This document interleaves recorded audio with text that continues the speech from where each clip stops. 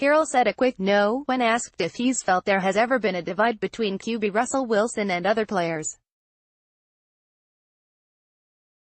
Seahawks coach Pete Carroll said he regarded an article published Friday detailing a growing rift in the team's locker room arising from the stunning loss to New England in the Super Bowl in 2015 as a failure in his coaching. But maybe not the kind you would expect. The story, published on C.com, mostly centered on resentment felt by some players over how the team has handled quarterback Russell Wilson, alleging that he has gotten special treatment, and some wondered if Carroll called a pass that was intercepted to hand the game to the Patriots in an attempt to get Wilson the MVP award.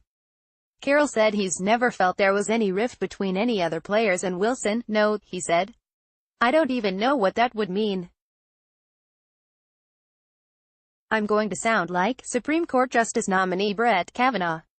I don't know if that was an interesting way to shoo aside the article. So was Carroll's response when asked if he had an overall thought on the story, which said that some players began to refer to the team as the Titanic last season as it became apparent that the organization was going to move on from some of the standouts from the two Super Bowls. Only that I obviously didn't do a very good job of teaching, you know, Carroll said. Because one of the main principles in our teaching is that we aren't going to worry about what's happened, all our focus goes on what is occurring right now. And so that's the discipline that we learn, and I just haven't taught it well enough. Whether you win, lose, or whatever happens, we need to move forward and leave stuff behind and go. So other than that, I don't care about it. Carroll said he talked to the team about the story only as a reminder of how to deal with the media and attention that will fall on them as a new NFL season begins. There's a lot going on and we have to deal with it really well, whatever it is and whatever form it comes in, Carroll said. And if this is an occasion and an opportunity to do that, when we welcome it, we will take it on. The general tenor around the organization seemed to be that the article largely dealt with themes that have already been discussed, specifically, that the Super Bowl loss to New England lingered heavily with some key players, and that it isn't a real factor now since few players remain from those teams.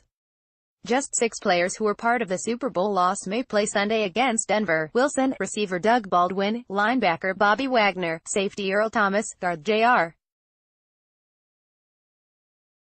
Sweezy, and center Justin Britt. J.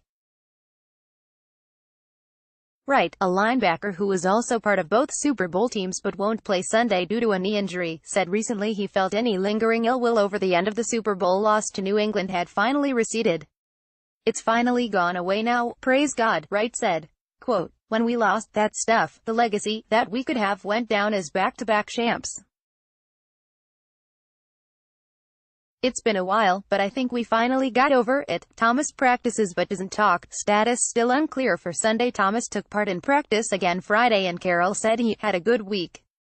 He was solid all week long, and he is fired up and studying and working hard at it, and he had a good week. The Seahawks received a roster exemption for Thomas, and he is not on the team's 53-man active roster. He will have to be activated by Saturday to be able to play Sunday.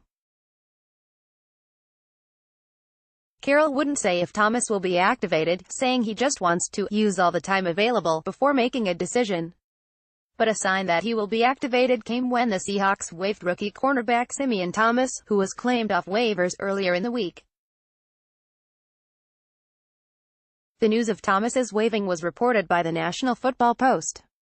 Cam Chancellor returned on a Wednesday when he ended his holdout in 2015 and played the following Sunday against Chicago after being added to the active roster the day before. It had been expected that Thomas would talk to the media on Friday for the first time since reporting to the Seahawks on Wednesday.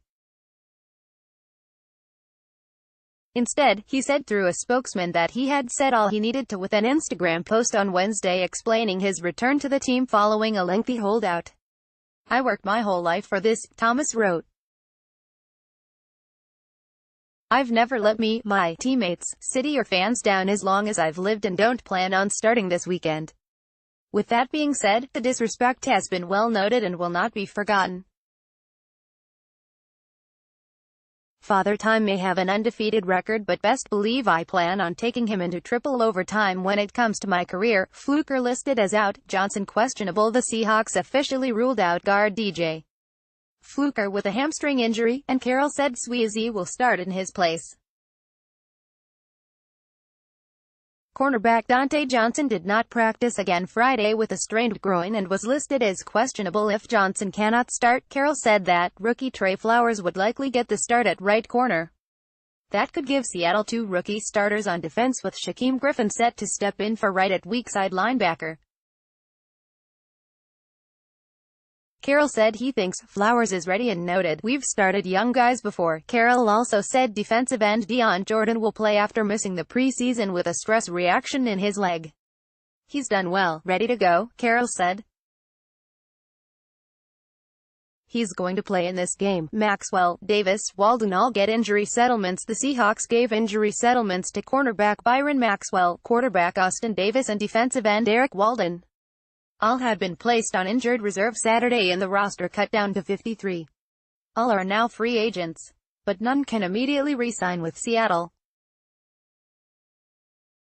NFL rules state that a team can't re-sign a player it gives a settlement until a minimum of 3 weeks passes following the amount of weeks of the initial settlement. The details on the settlements were not released. Maxwell, who was with the Seahawks from 2011 to 14 and returned last November following an injury to Richard Sherman, resigned with the Seahawks in the spring, getting a $500,000 signing bonus. But he did not play in the preseason due to a hip injury. Seahawks coach Pete Carroll talks about Earl Thomas or other stuff Friday.